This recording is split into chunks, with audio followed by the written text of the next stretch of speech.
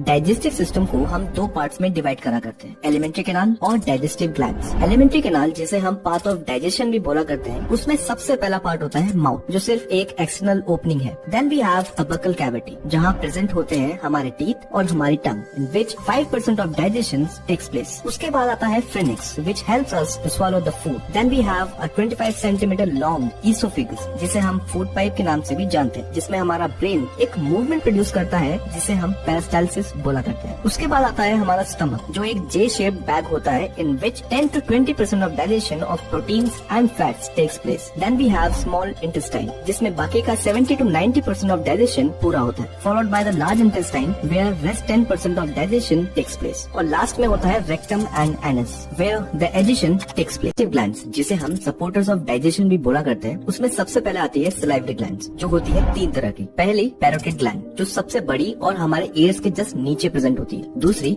Submandibular gland, जो हमारे lower jaw के जस्ट नीचे प्रेजेंट होती है। और तीसरी सबलिंगुअल ग्लैंड, जो सबसे छोटी और हमारी टंग के जस्ट नीचे प्रेजेंट होती है। ये सारी ग्लैंड्स रिस्पॉन्सिबल होती है to secrete 1.5 litres of saliva every day. इसके बाद होती है gastric glands, which are located in the lining of our stomach, जो सिक्रीट करती है gastric juice with HCl and pepsin for protein digestion. फिर आता है लीवर, जो ह्यूमन बॉडी की लार्जेस्ट ग्लैंड होती है, produces bile juice which is then release into small intestine during digestion. उसके बाद आते हैं पेनक्रियास, जो पेनक्रियाटिक जूस प्रोड्यूस करते हैं to digest carbohydrates, proteins and fats. At last we have intestinal glands, जो इंटेस्टिनियल जूस सिक्रीट करती है टू फाइनलाइज द